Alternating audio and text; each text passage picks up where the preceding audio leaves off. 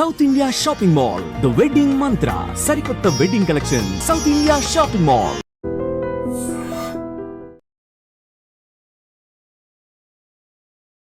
నమస్కారం, welcome to iDream. ధర్మ మార్గం విత్ విజిత కార్యక్రమానికి స్వాగతం.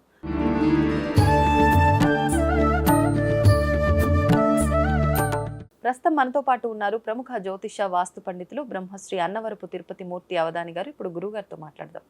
నమస్కారం గురుగారు. ఓం శ్రీ మహాగణాధిపతయే నమః. గురుగారు, తల్లి, తండ్రి, గురువు వీళ్ళ ముగ్గురిని దేవతగా పోలుస్తుంటారు. అంటే దైవంతో సమానం వీళ్ళు అని చెప్పి అంటూ ఉంటారు. ముందు వీళ్ళని గౌరవించిన తర్వాతే భగవంతుణ్ణి అని కూడా అంటుంటారు కొన్ని సందర్భాల్లో. ఎందుకు వీళ్ళ ముగ్గురికి అంత ప్రత్యేక స్థానం ఇచ్చారు? భగవంతుడు అంటే సృష్టికి మూలమే ఆయన. మరి అంతటి భగవంతుడితో వీళ్ళని ఎందుకు పోల్చాల్సి వచ్చింది? తప్పకుండా అమ్మా. భగవంతుడు ఎవడండి అసలు? ఎవడాయన? తల్లి తండ్రి తర్వాతే భగవంతుడు. ఆ తల్లిదండ్రిని సృష్టించిందే భగవంతుడు కదా. మనల్ని సృష్టించింది ఎవరు? భగవంతుడు మనని సృష్టించాడు. ఆ సృష్టికి ఇప్పుడు కూడా మాతృదేవో భవ, పితృదేవో భవ, ఆచార్య దేవో భవ అని ఉపనిషత్తులో చెప్తుందండి. భగవంతుడు కూడా తల్లికి జన్మించిన వాడేగా. ఓకే. సో అందుకని తండ్రికి ఎంత ప్రాముఖ్యత ఇవ్వలేదు కానివ్వండి మన వాళ్ళు. తండ్రికి ఇవ్వాలి ఎక్కువగా, తల్లికి ఇచ్చారు. రాముడు, కృష్ణుడు, ఎవరైనా సరే తల్లికి విధిగా నమస్కారం చేయవలసిందే. సన్యాసం తీసుకున్నటువంటి వ్యక్తి కూడా విధిగా తల్లి కనిపిస్తే నమస్కారం చేయవలసిందే. అంటే మాతృత్వం అనేటువంటి దాన్ని ఏది కూడా విడతీయలేదు. అందుకనే మనకి వీళ్ళకి మామూలుగా షడ్దైవత్యం, ద్వాదశ దైవత్యం అని అంటారమ్మా.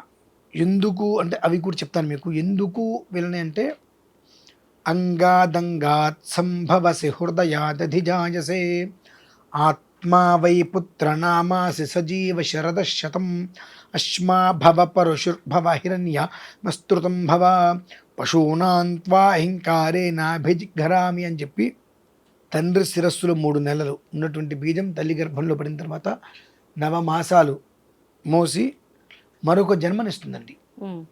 సంతానం, పిల్లలు పుట్టారు, ఆవిడ సంతానవతి అయింది అంటే ఇంకొక జన్మే ఆవిడికి. ఏమాత్రం కర్మ ప్రార్థం బాగాలేకపోయినా ఆవిడ పురిట్లోనే వెళ్ళిపోతారు.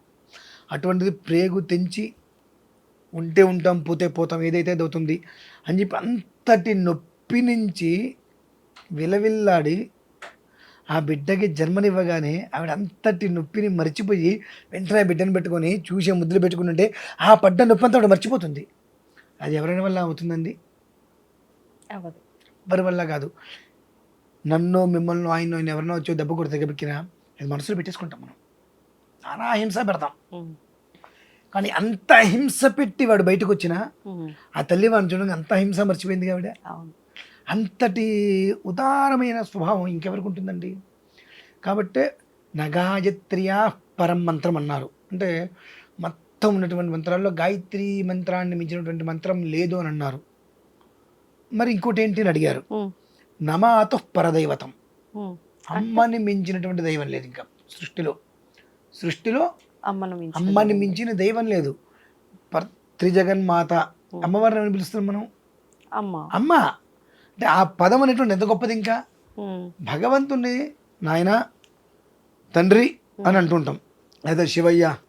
అమ్మవారిని అమ్మానే అంటాం కానీ గౌరమ్మ అని పిలవంగా. శివయ్య అంటే శివయ్య అని అంటాం, కానీ అమ్మవారు అనగా అమ్మ, తల్లి, ఇటువంటివి. ఇక దేంట్లో ఆ పదం లేదుగా. 2 అమ్మ అనే పదం ఎవరిని ఎవరైనా పిలవచ్చు. ఇటు నాన్నని ఎవరు పిలవలేరుగా, పిలవలేము. అంటే ఆ పదానికి ఈ జన్మాంతం రుణపడిపోవాల్సిందేనండి. రుణపడ్డా రుణం తీరదు. రుణం ఎప్పటికీ తీర్చుకోలేనిది. భూమి మీద తీర్చుకోలేని రుణం ఏదైనా ఉన్నది అంటే 1 తల్లి రుణం, 2 తండ్రి రుణం. ఈ 2 తీర్చుకోలేమమ్మా. కాకపోతే నాకు అనిపించింది ఏంటంటే మాతృదేవో భవ, పితృదేవో భవ అన్నారు. తండ్రిని మాత్రం అట్టడుక్కు తొక్కేశారు పాపం. 9 మాసాలు మోసి జన్మనిచ్చింది తల్లి, పాలిచ్చి పెంచింది.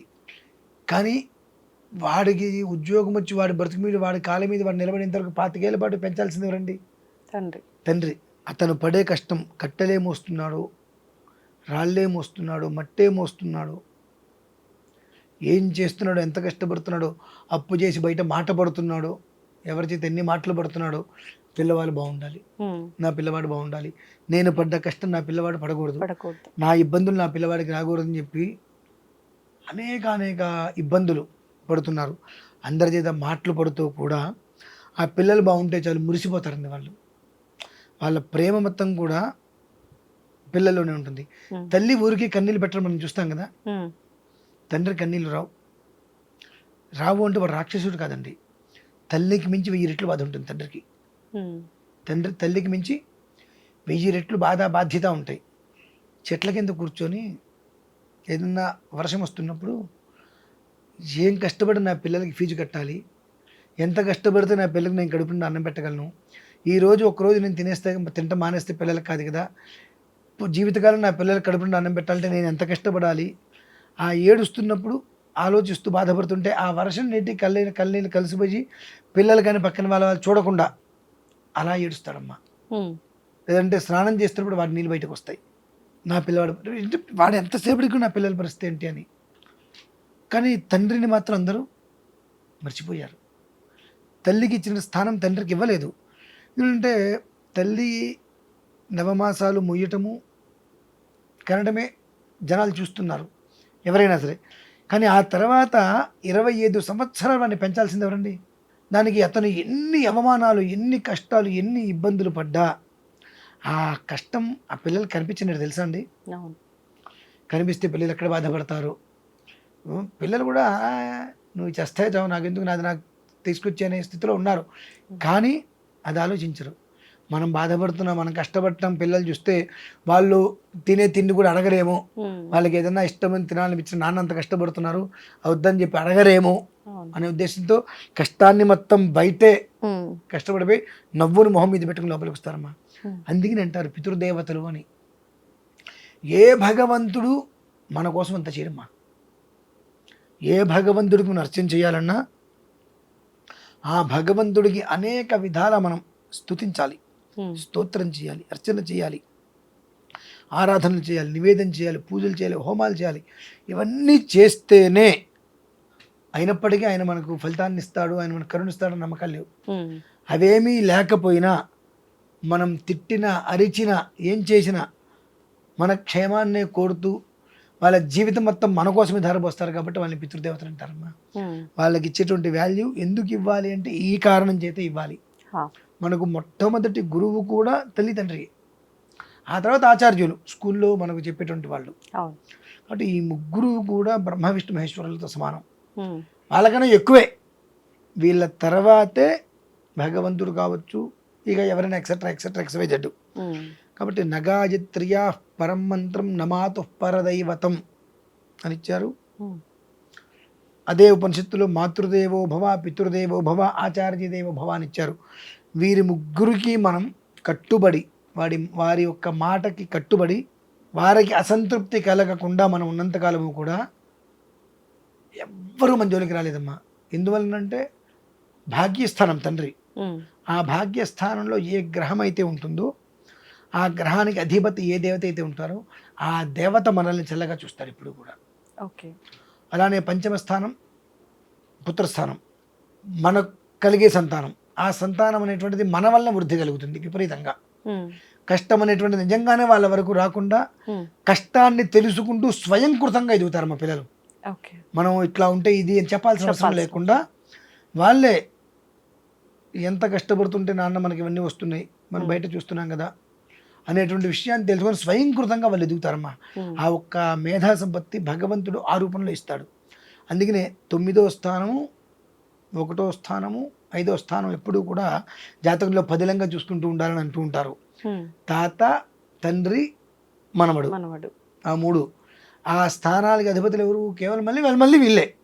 కాబట్టి ఎప్పుడైతే మన పెద్దవాళ్ళని మనం కనురెప్పలుగా కాపాడుకుంటూ ఉంటామో ఆ స్థానాల్లో ఉన్నటువంటి గ్రహం, ఆ గ్రహానికి అధిపతి ఎవరైతే ఉంటారో ఆ భగవంతుడు సర్వకాల సర్వావస్థలందు కూడా వజ్రకవచలంగా మనం కాపాడుతుంటారు మనల్ని. అందువల్లనే ఎప్పుడూ కూడా తల్లిదండ్రిని, గురువుని తోలనాడవద్దు, వాళ్ళ మాటని పెడచెవిని పెట్టవద్దు. వాళ్ళకి ఏ ఇబ్బందులు క్లేశాలు కలగకుండా చూసుకోండి. తల్లిని తండ్రిని కష్టపెట్టబోకు, కన్న తల్లి మనసు నష్టపెట్టబోకు, నాన్న పనులు అని చెప్పి నా చిన్నప్పుడు చెప్పాను. అప్పట్లో మాకు ఈ శ్లోకాలు అర్థమయ్యేవి కావు. ఆ అర్థమయ్యేటయానికి ఎంతో ఇబ్బందులు పెట్టేసి ఉంటాం అప్పటికి పెద్దవాళ్ళని మనం. వాస్తవం. ఆ తర్వాత మనం మారి సవ్యంగా ఉన్న వాళ్ళు మనల్ని నమ్మలేరు. మనం చేసుకునే చేష్టలు అలా ఉంటాయి. అలా వాళ్ళు నమ్మలేరు కదా అని మనం మరిపోకూడదు. ఇంకా వాళ్ళ పిలుపు కోసమే అక్కడ గడపలో వేసి చూస్తుండాలమ్మా. అంటే మన అనుమతి లేకుండానే మనకి జన్మనిచ్చారంటే వాళ్ళ కోసం జన్మ మొత్తం మనం ధారపోయాల్సిందే ఖచ్చితంగా. అదైతే నేను చెప్తానమ్మా. అది విషయం వాస్తవం మీరు అన్నది. నిజంగా తల్లిదండ్రుల రుణం అయితే తీర్చుకోలేనిది. వాళ్ళ విషయంలో మనం కృతజ్ఞతగా ఉండడం తప్పితే మనం ఏం చేయలేము ఈ జన్మకి. సంతోషం అండి, ధన్యవాదాలు. తవ్వండి, తవ్వుతున్న శివలింగం. పరమాత్మకు జీవా సరే దాన్ని అట్లా కప్పేసేయండి, చూపించదండి. Krishna is there. మూర్తి పూజ కాదు, సాక్షాత్ బ్రజేంద్ర నందన భగవాన్ ఉన్నారు మూర్తిలో. ఏమీ ఆశించకుండా ఆరాధించే వాళ్ళు కూడా ఉన్నారా ప్రభుజీ? నిజమైన భక్తి అంటే మనకు తెలియదు కాబట్టి